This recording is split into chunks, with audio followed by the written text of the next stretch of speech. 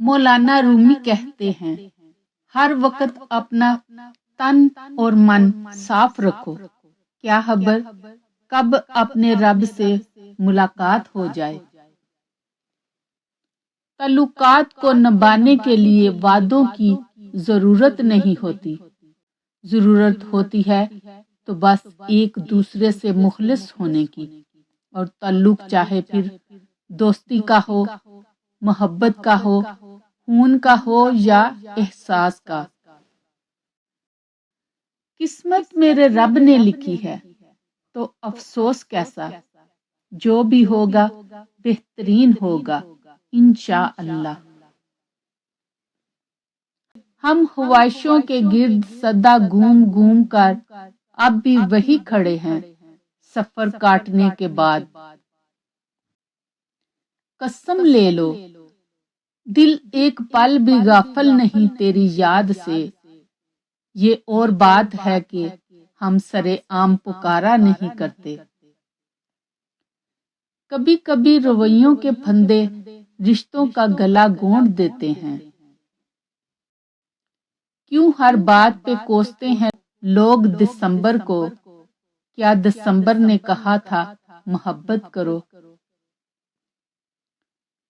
میں نے اعصاب کو پتھر کا بنا رکھا ہے، ایک دل ہے جو بنتا نہیں پتھر جیسا۔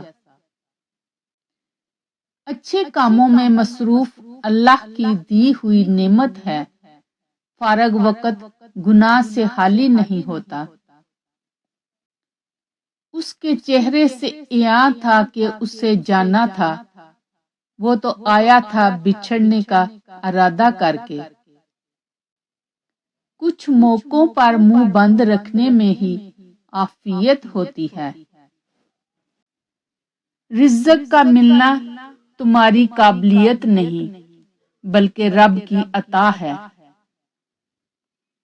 خاندانی جھگڑے کی وجہ نہ جانے کتنے رشتے ختم کر دیے اس برم میں کہ میں صحیح ہوں اور بس میں ہی صحیح ہوں۔ گلے شکوے سانس چلنے تک ہی ہوتے ہیں، بعد میں بس پچھتاوے رہ جاتے ہیں۔ غور سے پڑھیں صلی اللہ علیہ وآلہ وسلم۔ درود شریف پڑھنا آسان نہیں ہے، یہ وہ عبادت ہے جو خاص اللہ تعالی کی پسندیدہ عبادت ہے۔ یہ ایک انعام ہے اور یہ خاص انعام اللہ تعالی ہر کسی کو نہیں دیتا۔ درود شریف پڑھتے ہوئے خاص الخاص ادب کا خیال رکھا کریں کہ آپ جب درود پڑھتے ہیں تو آپ پڑھ تو یہاں رہے ہوتے ہیں مگر آپ کی حاضری دربار مصطفیٰ صلی اللہ علیہ وآلہ وسلم میں لگی ہوتی ہے۔ سب اپنی اپنی جگہ صحیح تھے، مسئلہ یہ تھا کسی نے ہماری جگہ رہ کر نہیں دیکھا۔ یہ کیا کہ سورج پہ گھر بنانا اور اس پہ چھاؤں تلاش کرنا، کھڑے بھی ہونا تو دلدلوں پہ پھر اپنے پاؤں تلاش کرنا۔ سال گزرا ہے تو احساس ہوا ہے مجھ کو، زندگی تلخ سہی اس نے گزر جانا ہے۔ آج کل ضرورتیں طے کرتی ہیں، لہجہ کتنی دیر میٹھا رکھنا ہے۔ نیندوں کی بغاوت سے یہ نقصان ہوا ہے، ایک شخص کے خوابوں کو ترستی رہی آنکھیں۔ تم کو دیکھوں تو مجھے پیار بہت آتا ہے، زندگی اتنی حسین پہلے تو نہیں لگتی تھی۔ جو چل سکو تو کوئی ایسی چال چل جانا، مجھے گمان بھی نہ ہو اور تم بدل جانا۔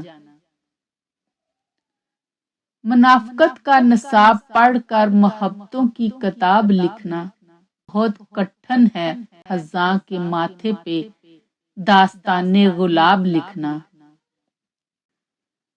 مجھے ڈھونڈنے کی چاہ میں کچھ کھوجتے ہوئے جا بجا میرے غم خوار او میرے ہم نوا، میں یہاں وہاں گیا نہیں، کسی اور جگہ رکا نہیں، اگر دھڑکنوں میں تیری نہیں تو یہ یاد رکھ میں کہیں نہیں۔